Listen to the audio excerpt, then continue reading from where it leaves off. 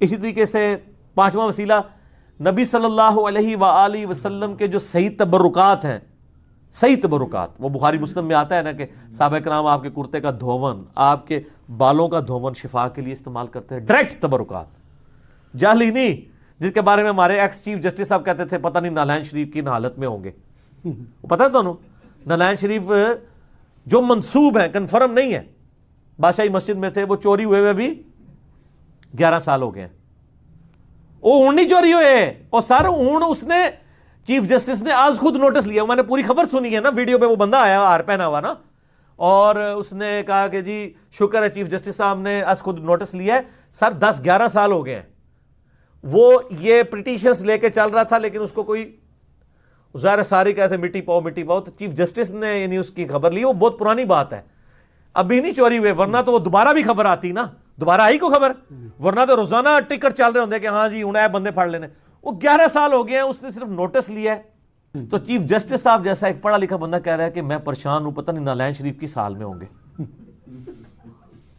وہ جس نے بھی اٹھائے نا بےرحمتی کے لیے نہیں اٹھائے، ٹھیک ہے، اگر وہ ہے بھی تھے نبی الاسلام کے. دوسرا وہ کوئی اس طرح کی زندہ چیز ہے جو کس حال میں ہوگی، کوئی بھوکا پیاسا کسی نے رکھا ہوگا. یعنی یہ ورڈک دیکھتے ہوئے بھی نہیں غور کرتے کہ یہ کیا الفاظ استعمال کر رہے ہیں.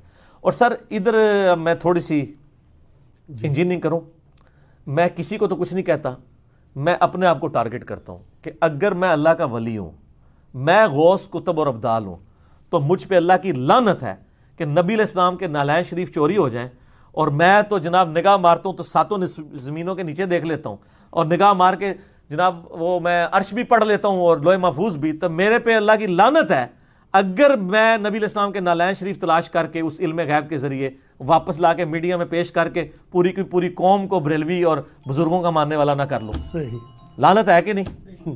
میں کسی پہ نہیں کر رہا، میں اپنے پہ لگاتا ہوں کہ اگر میرے پاس یہ کچھ ہو.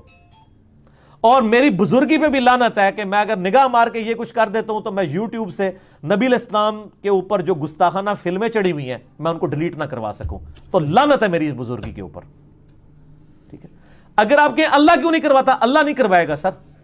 اللہ نے تو حسین کا سر کٹتے ہوئے بھی دیکھا ہے، اللہ نے تو کعبے کے اوپر چڑھائی ہوتے بھی دیکھی ہے. دنیا اللہ نے رکھی ہے بقدر ایفرٹ.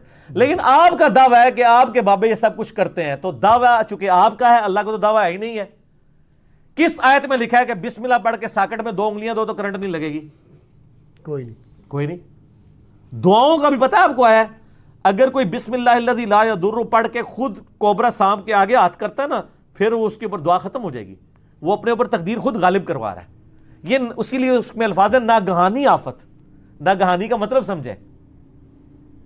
اگر ایک بندہ کہتا ہے میں نے اعوذ بکلمات اللہ پڑھا اور میں جا کے بچھوؤں کی سرزمین میں جا کے چھلانگ مار دوں، ایسا تو نہیں ہوگا. وہ خود اپنے اوپر تقدیر غالب کروا رہا ہے. جو اپنے اوپر تقدیر خود غالب کرواتا ہے نا، پھر دعا والا اس سے سایہ اٹھ جاتا ہے.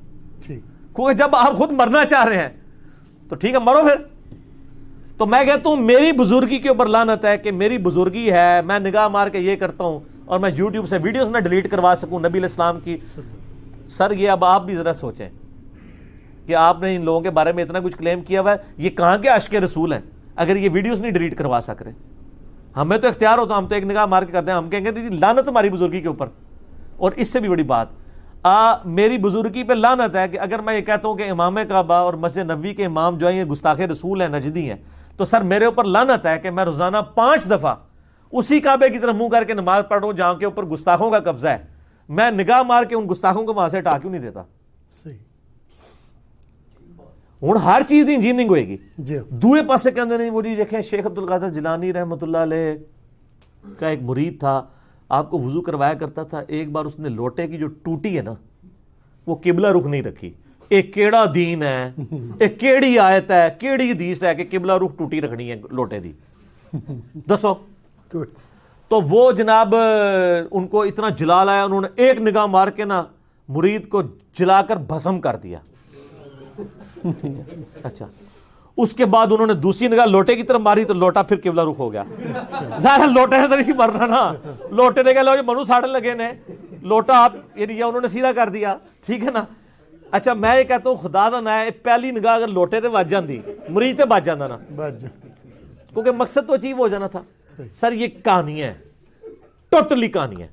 اب حالت یہ ہے کہ یہ سارے بڑے بڑے بزرگوں کے مزارات امریکہ کی بمباری میں عراق کے اندر ڈیمیج ہوئے ہیں، کوئی کچھ نہیں کر سکا.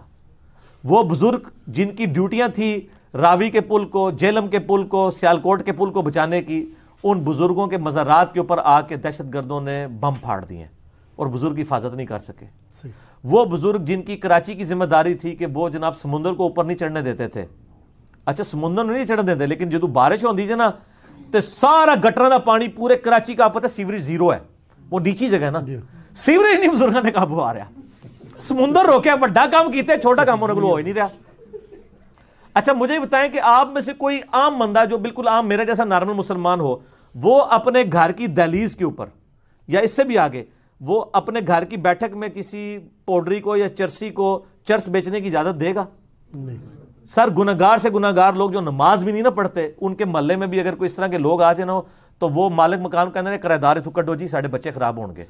تو تواڈے سارے بزرگاں دے مزارات دے اوتے جنہاں دی ڈیوٹیاں نے لوگاں دی آخرت بنانے دی، دنیا دی بربادی دا بھی سارا سامان اوتھے ہی وک رہا ہے. آپ ذرا وہ دیکھ لینا سریام پروگرام میں جو کیا نام ہے اس کا، اقرار الحسن مجاہد ہے، ویل ڈن. دیکھا جو کھڑے لوگ ہیں ان کو کھڑے لوگ پسند آتے ہیں، دلیر آدمی ہے.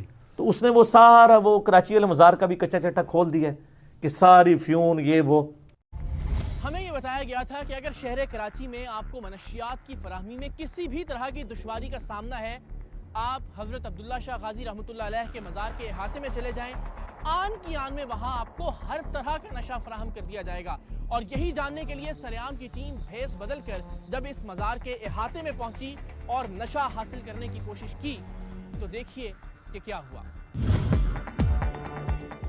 بھیس بدل کر سریام کی ٹیم حضرت عبداللہ شاہ غازی رحمۃ اللہ علیہ کے مزار کی پارکنگ میں منشیات کی تلاش میں مصروف تھی کہ اچانک وہاں موجود ایک شخص نے حامی بھری کہ وہ ہمیں یہاں بہترین کوالٹی کی چرس لا کر دے سکتا ہے.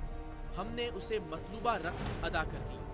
سریام کی ٹیم کے اراکین مزار میں چاروں جانب پھیلے ہوئے تھے.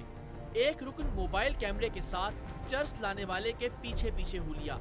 کچھ دور جا کر اس نے اپنے کپڑوں ہی کے ایک حصے میں سے چرس نکالی اور پھر واپس آ گیا.